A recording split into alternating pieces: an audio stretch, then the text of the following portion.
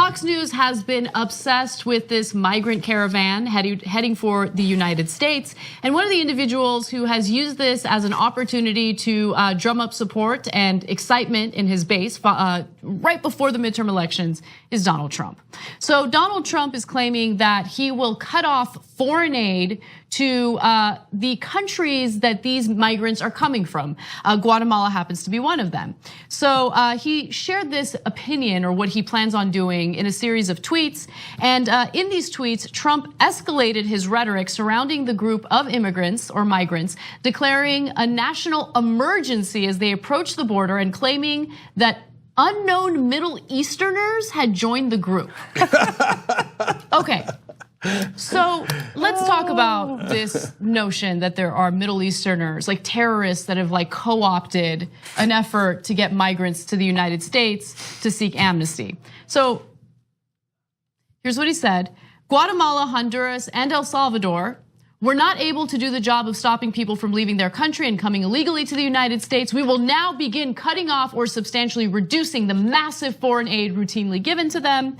He also says, every time you see a caravan or people illegally coming or attempting to come into our country illegally, think of and blame the Democrats for not giving us the votes to change our pathetic immigration laws. Remember the midterms, so unfair to those who come in legally. Now, I know I don't need to remind you guys, but Republicans control Congress right now. The executive branch, of course, is controlled by Republican Donald Trump. Democrats have no power, and I assure you that if Republican members of Congress wanted to do something to reform our immigration, Democrats would probably sign on. So Trump blaming Democrats for this is ridiculous. But moving forward, here's where he starts talking about Middle Easterners.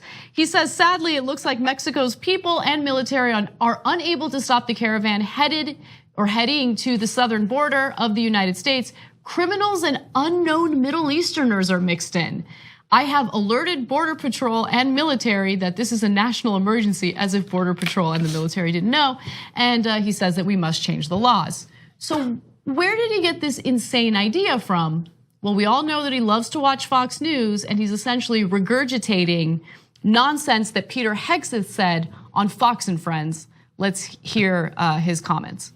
Oh, you got the president of Guatemala saying to a local newspaper down there just last week, they caught over 100 ISIS fighters in Guatemala trying to could have used this caravan or other processes. He talked to their local newspaper. We don't know; it hasn't been verified. But even one poison pill is too many in a caravan.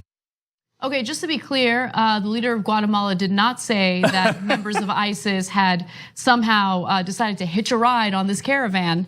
And more importantly, we have reports, ABC's team in southern Mexico has encountered no Middle Easterners amid the group. And that's, again, according to reporting from ABC.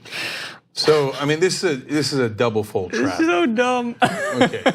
So this is obviously about the elections. He even says it in the tweet. You're not supposed to say it in the tweet. You're supposed to say you're actually outraged about this. But he's trying to get his voters all riled up.